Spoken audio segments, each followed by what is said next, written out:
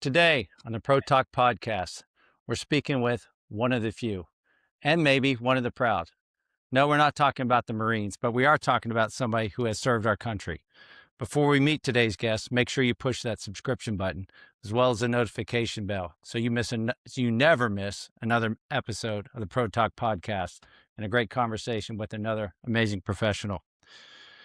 Have you ever met a Secret Service agent? If you haven't, picture one. I bet you didn't picture that Secret Service agent was a female, did you? Well, today's guest is one of the very few female Secret Service agents. Her story is fascinating, hilarious, inspiring, and it's a great story of determination. She's also an author of this amazing book, Talk Back Barbie, and that was her nickname. We're going to find out why she was called that in the Secret Service, and this is the Secret Service edition. And she can tell you where you can get the book at the end of our episode here. Right now, she's not a Secret Service agent. She's a wife and mother of two, and she's somebody that she once said the best way to deal with a stressful situation is to experience them. So I first of all want to thank you for your service, Miss Lauren Fernandez. How are you today? Good. How are you doing? Doing It's great. so good to be here. Well, I'm glad you're here. I just wanted to tell you, first of all, it's safe to wear your wristwatch here on this podcast. Thank you. Do I need Yeah. to time myself on this podcast? No, I'm Yeah, just right. kidding. Yeah. So you can tell the story about how that got you in trouble too. So, Yes. but your story growing up, you told your dad one day that you wanted to be an FBI agent. How old were you when you said that? I was about 10. My dad grilled me my whole childhood. What do you want to be? To my sister and me, all, growing up. Like, what do you want to be? What inspires you? What interests you? And as we sat there and thought about everything, you go through the whole thing of, oh, you want to be a princess. Oh, you want to be a doctor. Oh, you want to be a lawyer. All the typical stuff. A teacher. I didn't want to be any of those things. I wanted to be an FBI agent. And that was one of the big things that stuck out to me. I watched all the CSI programs and shows, all the investigation kind of movies. And I was like, wow, that's where my passion was. I love figuring out, puzzles and crime and all that kind of stuff. And that's what I kind of wanted to do. That was my focus. So I wanted to do, maybe the violent crimes unit in the FBI or be a detective at a local police department. And I ended up going the Secret Service route because right out of college, you can actually join the Secret Service with no military experience or anything like that. Wow. So she knew at an early age, huh? hmm Now, I did. Everyone doubted me and they thought I was joking. And I I would was think like, no, that too. no. They thought they were like, oh, that's just, you being fun and coming up with this random career choice. And I went that route. Well, I know you and your sister, and I'm about to get a quote here about Yeah. how you were raised. And the first thing I notice about you and your sister is that you hustle so fast, so well on the court. Didn't even matter that you're both good athletes, but it's like there's some grit there and some spunk, I would call it, that both you and your sister Definitely. have. And here's a quote from your book. It said, "My dad raised my sister and me like we were boys. We didn't hmm talk about emotions. There was no crying, and sports were a necessity." So you participated swimming, basketball, softball, tennis, and track.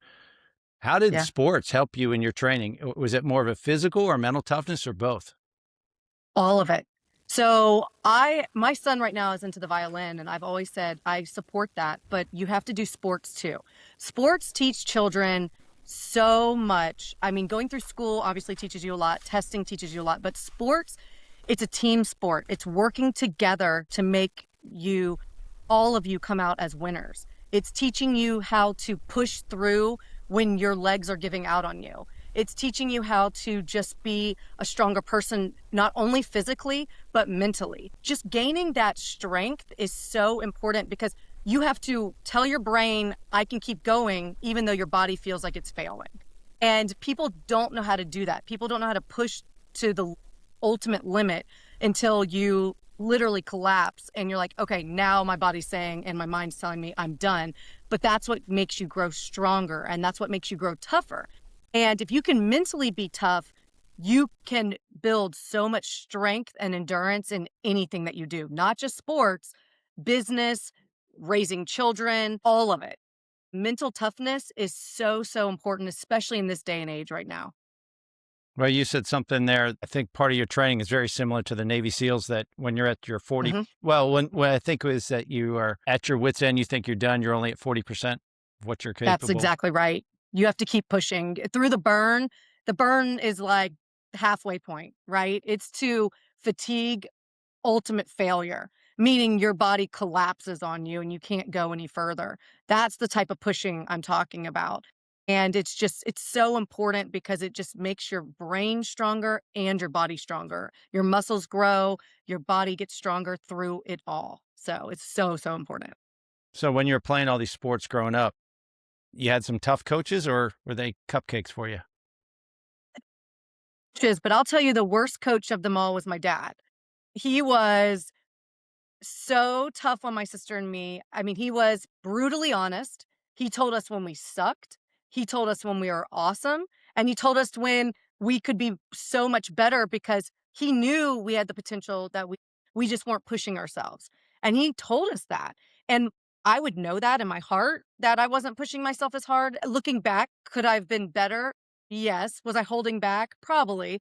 But he was raw and honest. And I am that way with my kids. A lot of parents will hear me when they're doing sports and they will look at me like, "You're telling your child that?"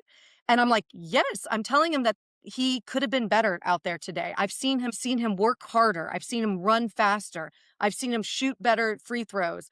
But it's because he was not working as hard. And then I tell him when he does something great. I'm like, "Hey, today you were fast. Today you did this and this play correctly.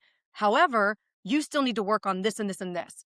And the reason being is because I feel like that's so important for these kids to understand that they are not perfect and they are still always growing and always learning.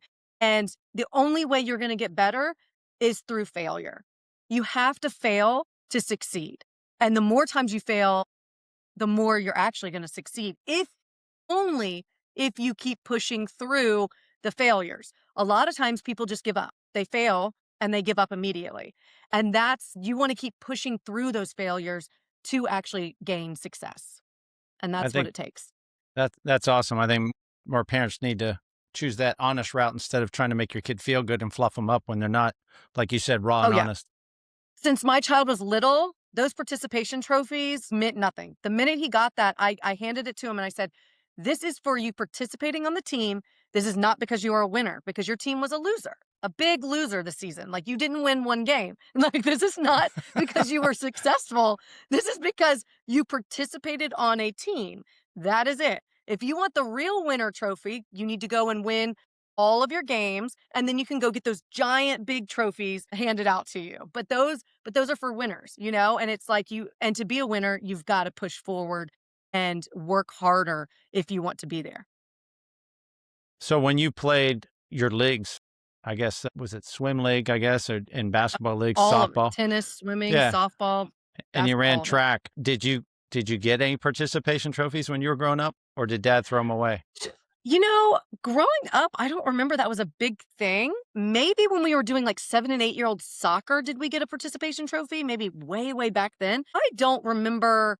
I just remember growing up, and if anybody got the MVP award, the most valuable player, it was like basically they looked at you and said, "Well, you sucked, but you got a little better." That's how they like looked at it. So you never really wanted the MVP award because you're like, Oh "Oh my. gosh, I was the worst one on the team and I got a little better. Yay." Yeah, Like this is really exciting. I don't remember too many participation trophies growing up, to be honest with you. It was like first, second, and third. It was medals when you placed. I don't remember them. And that's why I think I have a hard time accepting those nowadays sure. because I just don't feel like I mean, maybe it's to encourage the kid to come back and do the sport again, maybe? I'm not sure, but The kid didn't earn anything.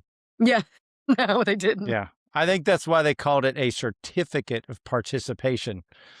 You're That's exactly right. yeah, 100%. which meant nothing. It's you showed up Yeah, like you're it supposed to. it means nothing, yes, Yeah, and I tell exact him, if you do really well, like his soccer team when he was on this traveling soccer team, they did do well, and they got a 2nd place, medal, and I was like, "But you earned that." right, This is something that you got into the championship. You didn't get 1st, your team didn't get 1st, you got 2nd, but you still got that medal, and I that is something to understand that, hey, you weren't 1st, but you weren't last, and you did right. work hard, Yeah. so it was good.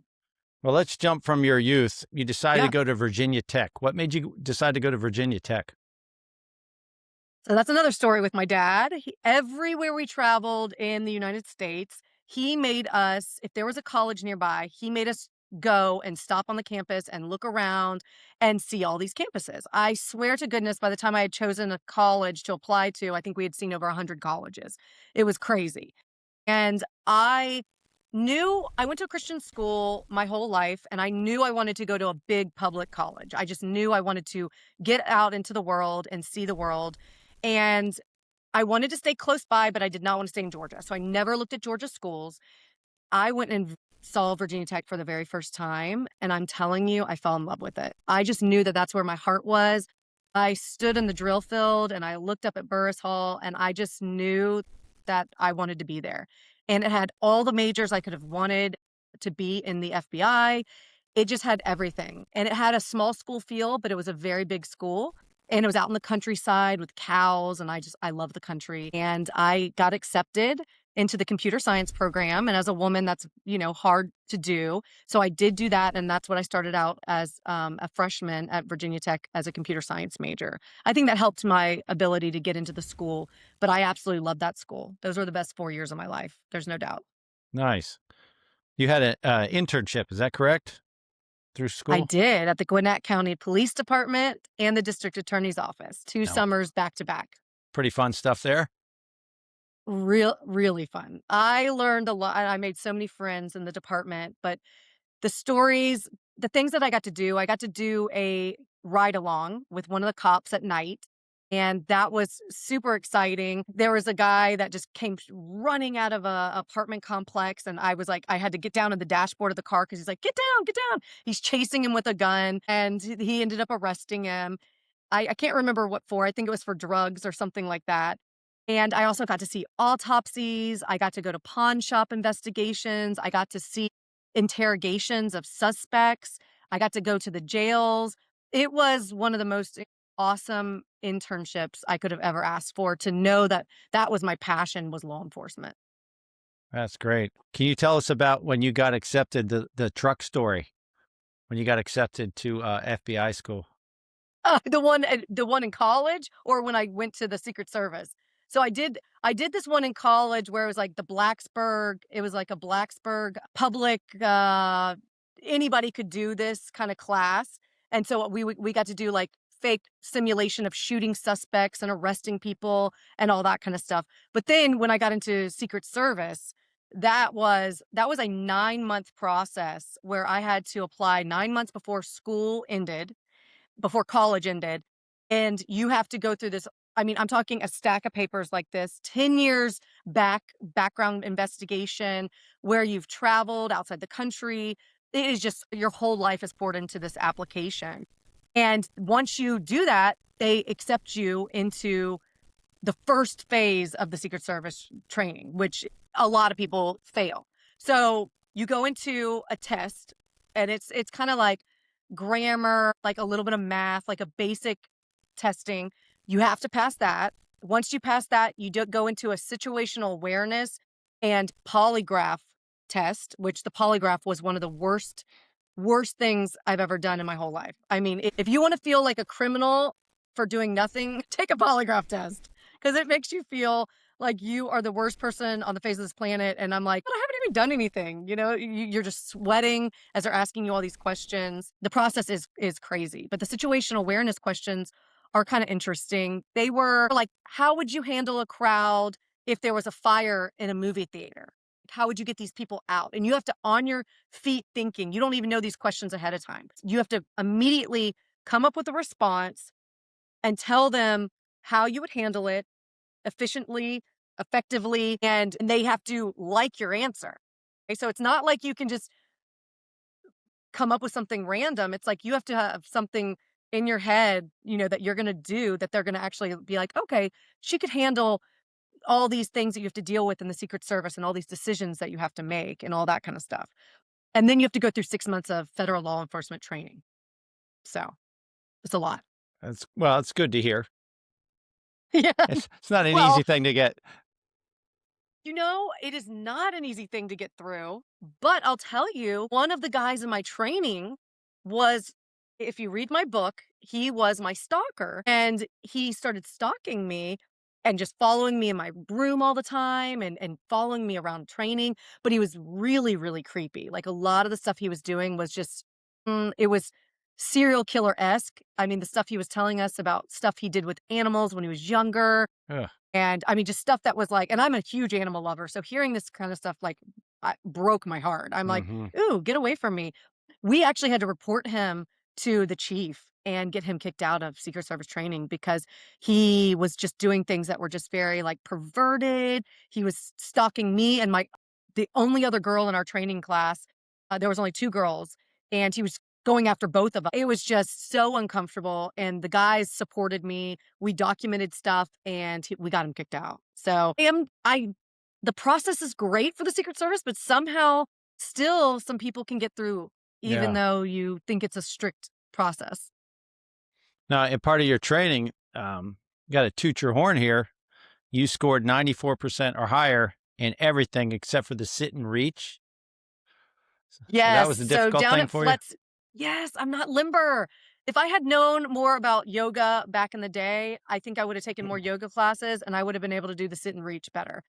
The sit and reach is what killed me, and I wasn't able to get I guess, the first place trophy or medal or whatever you want to call it, and make my percentages go higher than 94%, all because of the sit and reach. So I was kind of disappointed by that, but that's okay. Well, One day. you you mentioned training. How long once you get there? You've applied, you're there. Okay, take us through. I mean, is this like what's Navy SEAL? 6 months? And So it's 6 months. okay. So it took about 9 months for them to accept my application and for me to hear back from them saying, "Okay, you've been accepted into the Secret Service. Now you have to start the process," right? So then I don't know how many months it took me to get through the process with the polygraph, the situational awareness testing. But once you pass all of that, you go to FLETC. And from FLETC to JJRTC, which is the Secret Service training up in Beltsville, Maryland, is 6 months. So it's 6 months of grueling shooting, tactical awareness, situational awareness. You're learning how to just handle yourself physically. So, protection, like karate type stuff, learning how to handcuff. I mean, just everything you can think of. And then you're doing early 5 a.m. runs. You're doing sit-ups and pull-ups, and you're in your free time, you're weightlifting to get stronger. So it's just for 6 months you're doing all of that before you are stationed at either the White House or the VP residency or the foreign missions. So before I ask you about the mean technician, you had a quote in your book and it said, "Just because I was raised Southern doesn't mean I was stupid." I'm guessing that there were stereotypes because number one, you're a woman, you're Yeah. not 6 feet tall, and you're from the South. So I was raised in the North and I moved South. Explain that. They were acting because you have a Southern accent. They thought you were dumb or what? So I lost my Southern accent pretty much, I feel like, in college. I think it's more the stereotype of being born and raised in the South, and I'm blonde. I'm blonde hair, blue eyed. And I think there's just that Barbie stereotype where everyone thinks that you are stupid because you're blonde and blue eyed. I just think and being raised in the South, I think all those stipulations just make people already look at you and judge you for that. Now, the mean technician, when got into the Secret Service, I'm talking day one, I walked through those doors with my pink Vera Bradley bags, and I am already stereotyped. And he looked at me and he was like, "You're not going to make it through the Secret Service training." And it was not because of anything he knew about me. He knew nothing about me. He just knew that by the way I looked, that he was not going to allow someone like me to make it through Secret Service training. And for me, I was kind of like, I don't understand. I know you stereotype blondes as being stupid and stuff like that, but I mean, I graduated from Virginia Tech. I have done all these internships. I've done very well.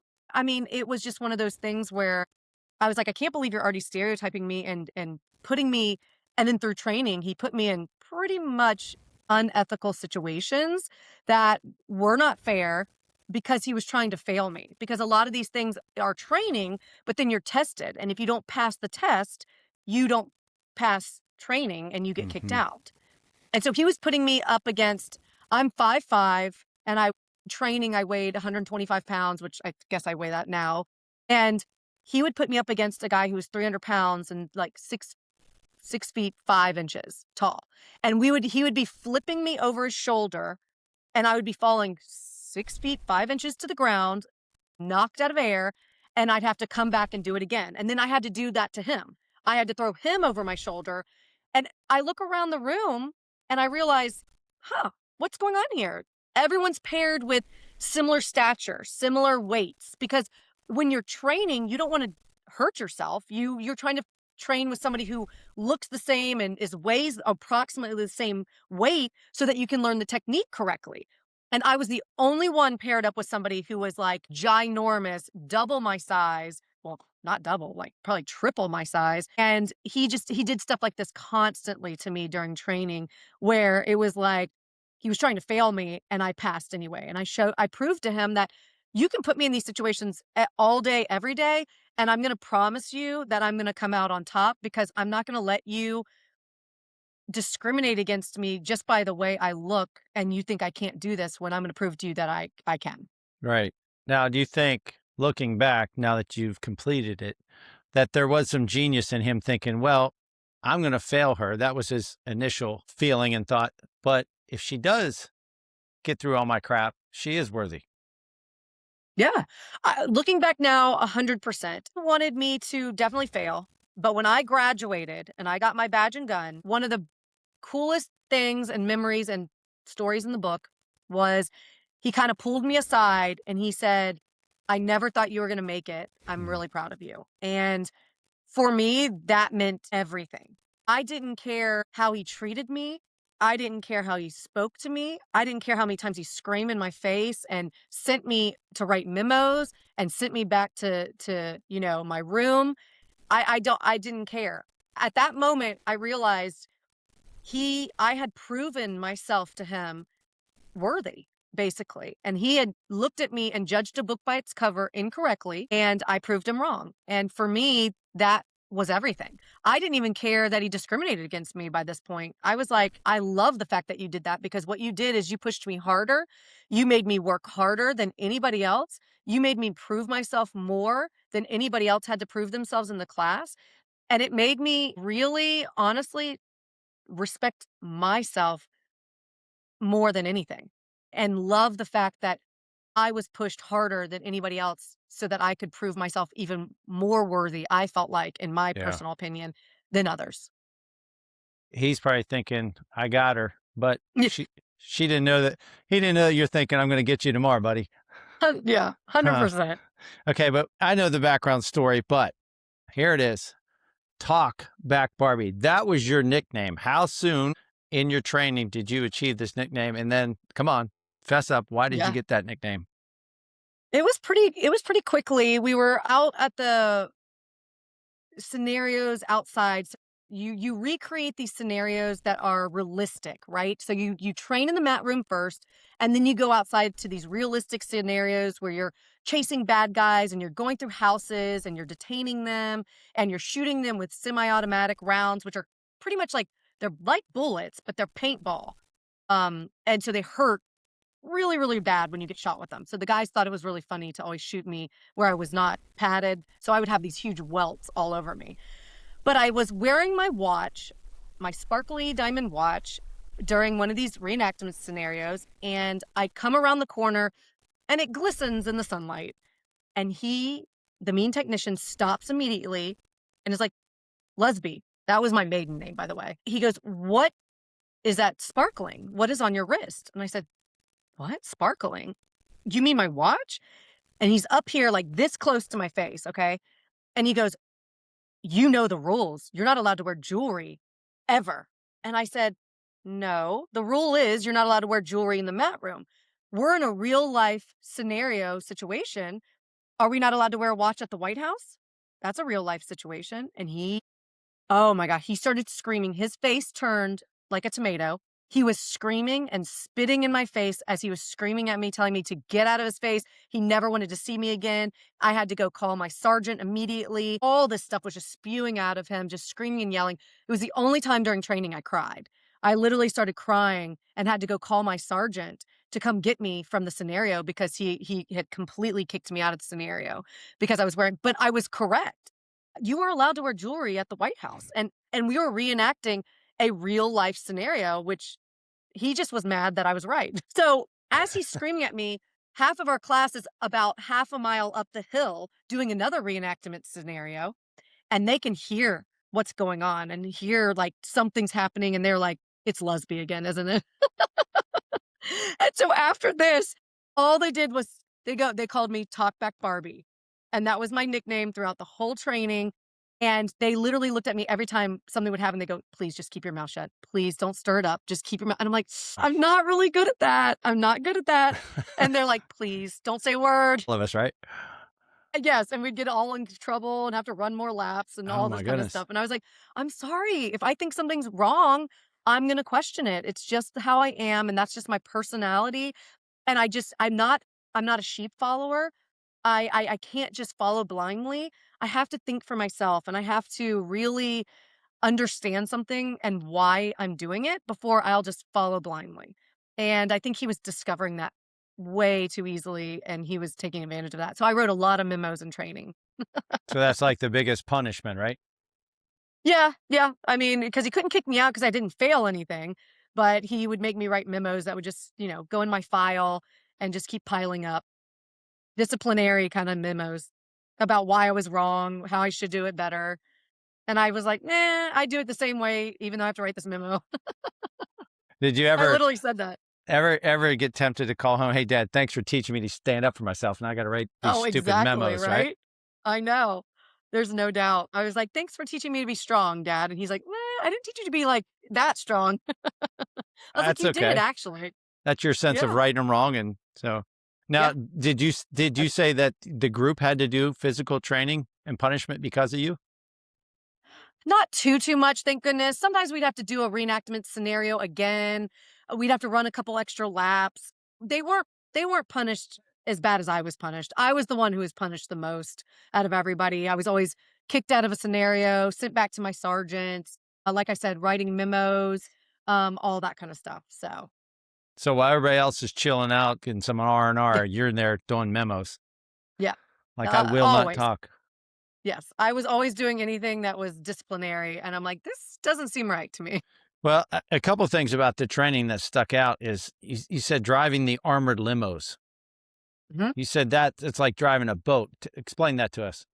Oh my gosh, the armored limos were the coolest thing to drive, but you have to stop like hundreds and hundreds of feet before you really want to stop because there's so much weight in those that they are so hard to get to stop. But turning them, they are like driving a boat. If anybody's driven like a truck with like maybe a big huge trailer on them, it is similar to that. They are very difficult to drive, very difficult to turn, put on the brakes, all that kind of stuff. So, but they were very fun. And I don't know what you can disclose about all this, but years ago, my wife and I were in Yeah. Washington, D.C., and there was a brief thunderstorm. And we were walking past the White House, and all of a sudden, fire trucks and ambulances and all this. And it turns out the vice president was getting in the chopper. Mhm. But I guess that's protocol, like the perimeter was secure and all that stuff. Yep. And after the thunderstorm, we're standing under a cherry tree. As we're walking back, we noticed this Secret Service guy. He's got a trench coat on. It's in July, and he's got a umbrella. And I said to my Mhm. wife, I said, like a James Bond thing, I said, I bet that's not your basic umbrella. So, Oh, probably not. these armored Well, cars, what all was in those yes. cars and stuff? A lot of those are so I was uniform division. A lot of those agents and stuff like that do things that are different. Okay. They have different, yeah. They actually to be an agent, I would have had to go back through 3 to 4 months of JJRTC Secret Service training to go and become an agent because you do a little bit different training because they are the ones who are beside the president. They're the ones who go and scope. Well, we help assist it, but they are the ones who go and scope out locations and stuff like that where a president's going to go speak. Hmm. They'll go and look at everything and make sure, hey, where can people could snipers shoot from, all that kind of stuff. And they're the ones in the suits, and we're the ones in the uniforms. So it's a little different, but we do the similar things. We protect the president, the vice president, their kids, all that kind of stuff. Yeah. So Well, somebody dropped the ball not too long ago on yeah. that one, huh? Uh, won't get too much into that. All right, now explain this: the underwater plane crash simulator. That sounds like a Oh, fun thing to do. that was probably the scariest thing we did all training. So there is a metal cage that you get into, and each person goes into it individually. You're by yourself. There's a seat in there. They close the cage, and you have to seatbelt yourself into your seat, and they drop it into a pool. And then it sinks to the bottom and it hits the bottom of the pool. And then you have to unbuckle your seatbelt and get to the exit because this is simulating a plane crash. So you have to get to where the exit is. So you have to know where the exit is, push open the exit, and swim to the surface of the water all without drowning. So it was I'm a very good swimmer. I love swimming. It was very nerve-wracking just because of the adrenaline rush. You're trapped in a cage, you're in a seatbelt. Just even though you know where everything is, there's bubbles and stuff going around you, so you can't exactly see everything that's happening, where everything is exactly. You just have to trust your kind of instincts. And there were some people in my training class that didn't even really know how to swim very well. And I still to this day look back and I don't know how they passed the swimming part of training because I was a great swimmer and that made me really nervous.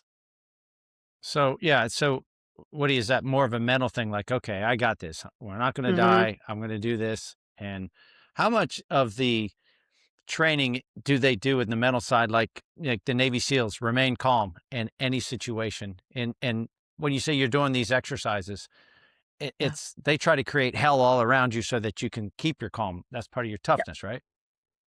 100%. Everything that you do is mental, physical, and emotional. And I have to say, when I got out of the Secret Service training, I was probably, I would say I was a different person. There's no doubt about it. I was strong going into the Secret Service. I already had, I feel like, the ability to be strong and to push myself through things. However, when I got through Secret Service training, I feel like I became really hardcore, very more emotionalist than I've ever probably been before, just because I think just constantly being beat over the head emotionally and physically just really it wears you down to the point of where you are tougher than most normal people are. Things don't bother you the same way that they bother people who haven't gone through that type of training before. I've got a quote here. Speaking of that, you said, I looked in the mirror at the reddish orange blue, bleary eyed, puffy face and knew that Mhm. I could do anything I set my mind to. Nothing was going to stop me. Now, that was after some exercise with pepper spray. Yes. So we got pepper sprayed because you have to know how it feels because sometimes you'll get blowback if you spray an assailant. But my classmates decided to say that this wasn't a very big deal. And so we were the only class that got pepper sprayed twice. That was not fun. And your face is like raw and red and puffy and it burns for hours afterwards. It burns forever, I feel like. And we had to do that twice. So you talk about going through something like that. Yeah, it makes you very strong. To a point you look at yourself and you're like, gosh, I can handle anything. Nothing phases me anymore. Yeah. And what could be worse? Yeah. Yeah, what could be worse than being pepper sprayed twice in the face and Okay. dropped into a pool in a cage? Yeah. What do you do for fun? So Right, exactly. there's a thing in there in your book called hitting the pot. Can you explain that to us? Yeah. So I was really bored. The White House was the reason I left the Secret Service. It was very boring, and I'm a very high maintenance, high energy type of person. And so I was blocking the eclipse and with the car, the vehicle. And so when people would show you their pass, you would back up, let them in, and then go and block it with the car again. Well, I was really bored. Nobody was driving coming through. So I was like, oh, I'm gonna just drive really fast and slam on my brakes right before I hit this pot, and then I'm gonna reverse and do the same thing, and I'm just gonna play this fun game by myself because I'm really bored. And so I did that a few times and lost control, unfortunately, and slammed the car into one of the big pots that have like flowers and stuff in it. And I didn't damage the pot, but of course I scratched the vehicle. And so I was trying to, this is a bad moment of mine. I was trying to lie and pretend I didn't do anything. And then the guy comes around, and he's like, who's going to take my spot next? And he's like, huh, these scratches look like they were not here previously. They were not marked on the sheet. I'm like, "Hmm, they weren't marked on the sheet. Well, they should, I think they were already Should have there." been, huh? And so, yeah. And so finally I had to confess that I did it. And then I had to go write another memo about why I crashed into the pot and scratched up the car, and it went into my file. It's just another one, huh? Okay. Just another memo, another, thick So, memo.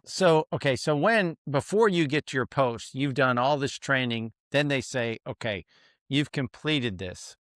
Now you have a post. You're an official Secret Service agent. Mhm. You said the White House. You got to work at the White House. Is that just a random thing that you could be here, you could be there, or how's that? How do you So achieve something like that? majority of the uniform division will go to the White House. A few of them will go to the vice president's residency, and then a few others will go to foreign mission branches. Most people went to the White House. I was assigned to the White House. I was actually excited I was assigned to the White House because it's supposed to be a little bit more not as boring, which I think all the posts are boring. So for me, because I would talk to my friends who are at the VP residency, and they were just as bored or more bored than we were. So, because the White House has more traffic. So, of course, you're dealing with a lot more people coming in and out of the White House. So, I was very happy to be there because I got to experience some things that people just don't get to experience. I got to see President George Bush. I got to be outside the Oval Office. I got to see all the inside of the White House. It was an incredible experience that I would never trade for the world. So, okay, so your post is the White House. Are you allowed to say Mhm. where you were and what you saw and what'd you do? Oh, yeah, yeah. So all over the White House, literally foot beats outside the White House, inside the White House. You rotate constantly. You get a different schedule all the time, depending on the day, the time, depending on what shift you're on, because it's a 24-hour shift. So you have morning shift, afternoon shift, and then midnight shift, which is like the night shift overnight. And so just your shift changes constantly. You could be in the executive office building. You could be anywhere around the premises. Yeah. So I can totally share that because Secret Service officers are around Yeah. all the premises. Yep. So what's the typical work week? So, okay, it's Monday, A lot. 24/7. How many hours are each shift? So it depends. If they're low and they don't have a lot of people, they will force you 4 over. So your shift is always 8 hours. But if they don't have people, they will radio you and they will force you 4 hours. So I've also had to do an 8-hour shift where they said I did morning shift, and they said you have to come back in at 10:30 that evening for midnight shift. So it's you have to go home somehow, rest, and get back there by 10:30 that night to work till 6:30 the next morning. So it's better to be forced 4 over and do a 12-hour shift straight through than it is to do morning and then a midnight shift. You're passing out, you're falling asleep on post. You can't stay awake. It's too hard. They don't let you carry like a cup of coffee with you at your post. When you go to your break, you can go get a cup of coffee and stuff like that. And yeah, you can have a cup of coffee on your post, but I mean, you have to rotate, and if you have to go to the bathroom, you're gonna have to do it really quickly in between before you go to the next post. And it's grueling. And that's one reason I didn't go to the FBI, is because the shift work, I saw how bad shift work was on just your physique and your mental clarity and weight gain and your health. And I just was like, this is just not good for you. And I had no social life because they would just cancel your days off and make you work. So you couldn't plan anything. You couldn't schedule a doctor's appointment. You couldn't do anything. So it was really, really tough. And for me, being so social, I didn't like that. And so I ended up going into government consulting afterwards instead. So you said you were in the White House under the George Bush. Which George Bush was that? The son. Okay. So he 2005, 2006.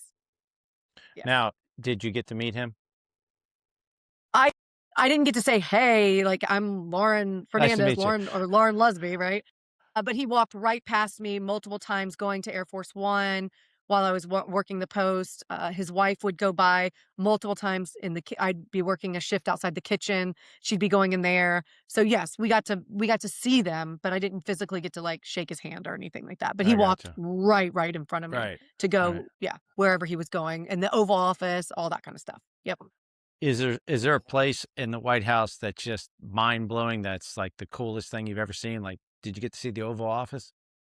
Yeah, I got to see the Oval. All of it is, to be honest. I mean, just I know they used to do the White House tours. I'm guessing they're still doing those. They're starting those back up, but you don't get to see everything. Like we got to go underneath where, all these passageways and stuff are because instead of walking around, sometimes that was a shorter cut to, the Executive Office building. So we get to see all these pathways and stuff underneath the White House. That was really, really cool. Yeah, I Just heard. stuff that normal people don't get to see Right, on the a daily the basis. congressman, everybody's going through tunnels and instead of driving Yes. around. Yep, and then when they had White House parties, we were manning the stations, letting them in and out of these parties, so we got to see these famous people coming through and congressmen and all that kind of stuff, and it was very, very it was an experience that is unforgettable. Right. There's no doubt about it. Now, have you ever been back? You taking your kids to see where mom used to work, or Not yet. no? Washington, DC, and New York are on our list to go, but I need my daughter to be a little bit older Right. before because she's gonna not be able to deal with that walking. She'll never make it up there. No, they won't She'll be believe tired mom in 2 worked here. seconds. Yeah, Yeah. yeah. But I Well, would love to do that one day. so can you tell us That'd be really cool. the back of your book here, the picture I love because people can see it. You got the Oakleys on. You're kind of looking like you're about to take somebody's head off. You're in a bad mood or whatever, but your game face, so to speak. But so Always. that was kind of a fluke, right? Because somebody's taking pictures of a girl, or what was that? Tell us that story. Yeah. Yes. So I ended up because back in the day when I was working there, we didn't have all these smartphones and everything. We had flip phones. So pictures weren't really, you could take a few with your phone, but we weren't taking pictures like you can today. And some of the guys were laughing at me and they're like, "We saw your picture all over the internet." And I was like, "What are you talking about?" I thought they were making fun of me again because they always tricked me, always made fun of me. I was just like their punching bag, basically. Because I was very gullible too, because I was terrified of always getting in trouble. So I go back to the break room and I go on there and they're like, "It's on this website called Flickr." And nobody now knows what Flickr is because Flickr's, I mean, it's still on the web, but it's not the same as it used to be. So it was a big place where people publicly would just post pictures that they took of sightseeing or whatever. And there my picture was, like right there on Flickr. It was like Secret Service officer something or another.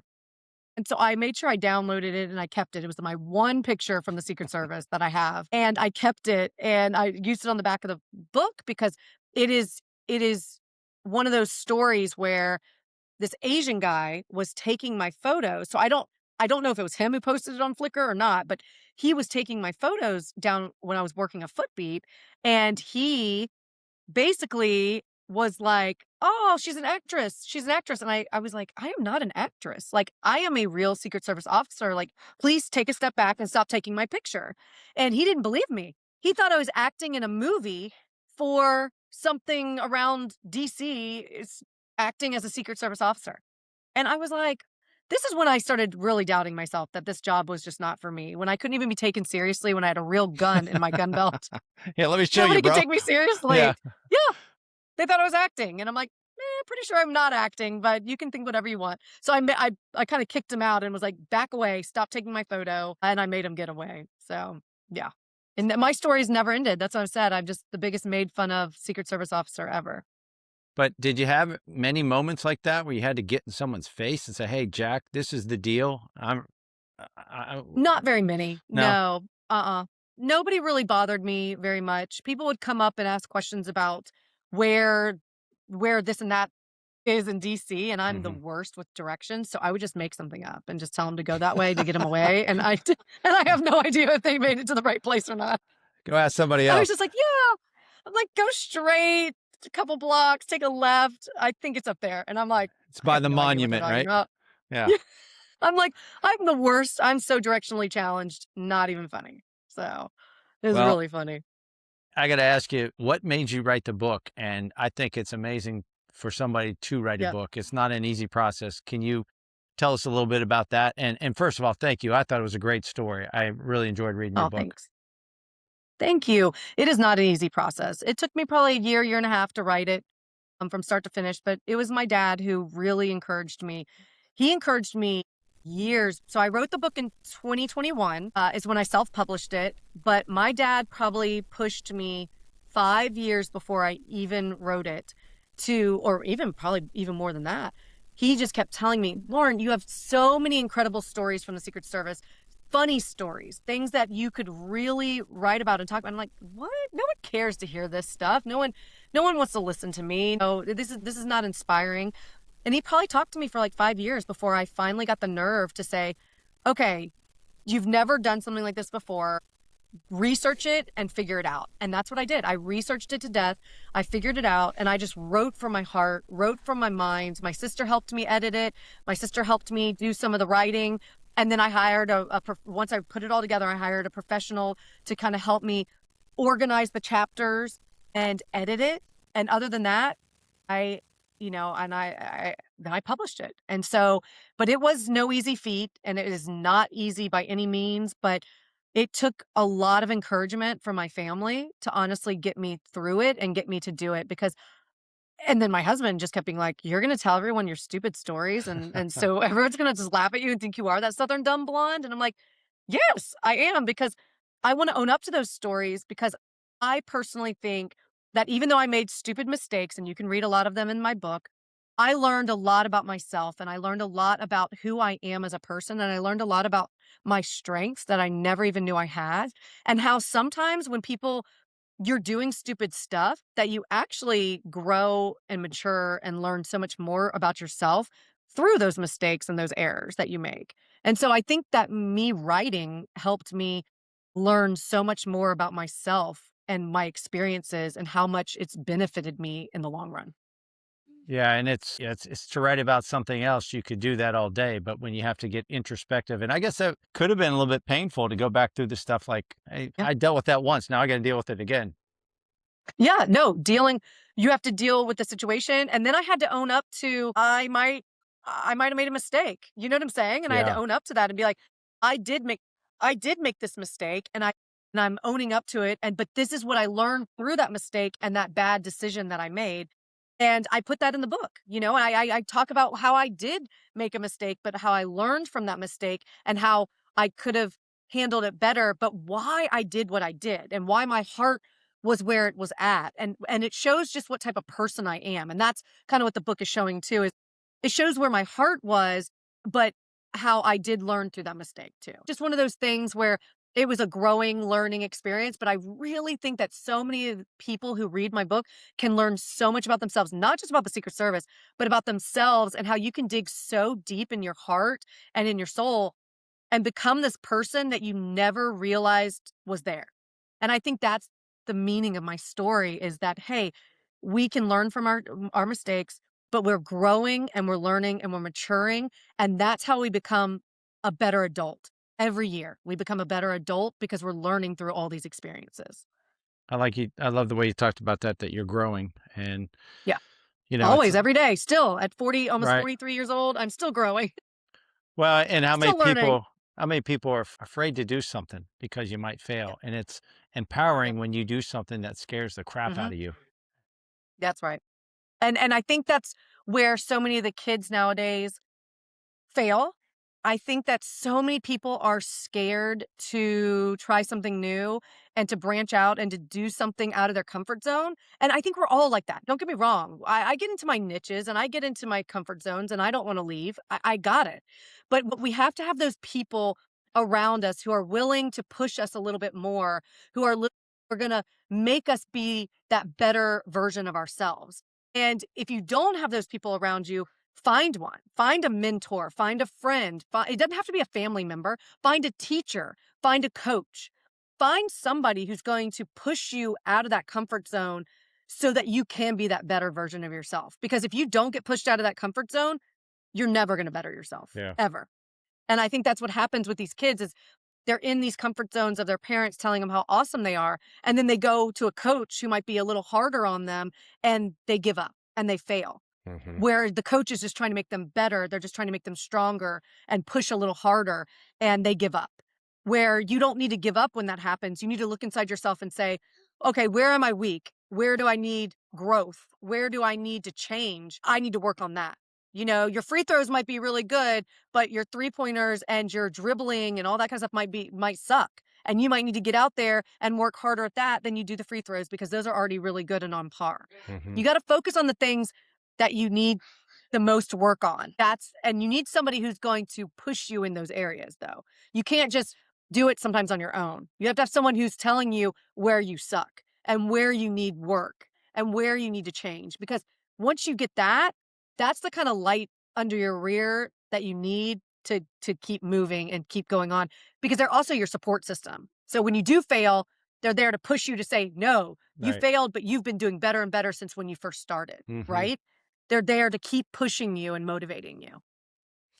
You have a quote here, and what you just said was amazing. You said, when you endure this type of daily strain, you build up a deep bond uh, that a true team could understand. So Mhm. I'm guessing that you guys looked at each other at the end of every day thinking, boy, today was brutal. Yeah. And then you realize at the end of it what a tight bond your team was. Do you guys still keep in touch, or? A few of them I keep in touch with still, here and there. I don't talk to them all. There's just a few but they're like your brothers, and even Yeah. though I don't talk to them every single day and all the time, you go through something and you'll find this through military. You go through something like this together and it bonds you and you become like brother and sister almost. And it's something that nobody else knows about and can experience unless they go through that with you. Yeah, that's powerful. It's kind of like a athletic teammate that Yep. you go through the The games. exact same thing. Yeah. That's why I say sports are so important for these children is because they don't understand that being part of a team, you're there to lift this person up if they're not doing well, right? And you're there to make each other better and to encourage each other and you're there to empower each other. That's what a team does. And like with cross country, people think it's an individual sport and it's not. Cross country is a team sport because every place that your team places gets you in the top slot or not. So if you have the top 1, 2, and 3 placer, in placing, you have a potential of winning. But if you all have, your 20th and 25th place, the likelihood of y'all being in the top is slim. Hmm. So it's like every place with your teammates in cross country, it matters. And that's what people don't understand is team sports are just important for camaraderie and learning how to help each other through tough situations and when times do get hard. I've got a couple quotes here after you graduated that are Yeah. I call them billboard material or bumper sticker stuff. Yeah. If you let me share these with everybody. After Sure. graduation, you said, well, I'm going to anyways. Yeah. Oh, I mean, I don't care. I'm an open Yeah, book, it's right? in the book Literally. anyway. Yeah. Anyway, he said, after graduation, my hard work, dedication, determination, stubbornness, and strong will finally worked in my favor. And then you said, finally, exclamation point. Just because someone else doesn't believe in you doesn't mean you have to stop believing in yourself. And then you Yep. said, I earned this. I earned it, and no one can ever take it away from me. So Yep. you should pat yourself on the back. I think that was great. Um, That's right. so and I know your kids, I'm not sure if your son has read your book yet. Have you read some to him or? I mean, I've read it to him Okay. because There he's you go. not the biggest avid reader, but Okay. I've read it to him. If he gets in trouble, you get to read mom's book. Yeah. Go in timeout, read my book. Yeah. So he might learn something, right? Yeah. So let me ask you a couple of questions. What is your favorite sport of all time? That you've played, and you don't have to say tennis. Honestly, I think it is tennis, to be honest. I was an avid runner in high school, but I never loved running. My dad made me run and I was good at it. And I had a natural ability, but I never pushed myself hard enough in running that I should have because my heart wasn't there. And that's something, I don't really regret it because I didn't love it. I do really love tennis. I think it's a sport where I think all children need to learn how to play because it's something that you can do into adulthood, and it gives Hmm. you friendships and friendship groups, and it gets you just out there exercising on the weekends. And, it's just really fun. Yeah. Well, that's great to hear. Who's your favorite athlete of all time or most inspiring athlete? Oh gosh, I don't think I really have one, but I'll tell you the one athlete my whole life that I've always loved. My dad has his jersey and I think his signed bat, and I have his signed baseball, Terry Pendleton. Hmm. And he is an old name from a million years ago, but he was my most favorite athlete, baseball player. He played for the Braves, if Number nobody nine. knows. Yeah. Yeah, and I loved him. I don't know why, but I loved him, and I have always admired him for some reason. So, He was a clutch yep, player. He's a very good player. he was a very good player, and I miss him every day when I go and I'm like, "Ah, I don't even know the Braves players anymore." What's your all-time favorite book that you've ever read or inspiring book? Oh, that's so hard because I read all the time. I'm an avid reader. I love to read. There's a bunch. So, Before We Were Yours is one of my most favorite books. Oh my gosh, I've read so many in book club. I'm trying to remember all the names of them. What were some of the other ones that we just read? Before We Were Yours, it comes to mind right now. But I mean, I have probably top 5 favorite books of all time that I could tell your readers or your listeners one day if they want. I have Go to go through ahead. my Goodreads. I have to go through my Goodreads and Okay. find them all because I can never remember all the titles. Right. But there's so many really good ones. I know I just Verity is a really good one. I know they're coming out with a movie, but that's a psychological thriller. But I really, really liked that book a lot too. Oh my gosh, I'm trying to think of all the titles, but I read all the time. I'm a big, big reader. That's great. Well, I appreciate your time. I know you got a meeting come up in a few minutes. I'm going to let you run, Yeah. but just I want to cover with everybody. It's going to be fun doing this editing because I'm sitting there taking notes, and I know I'll take some more.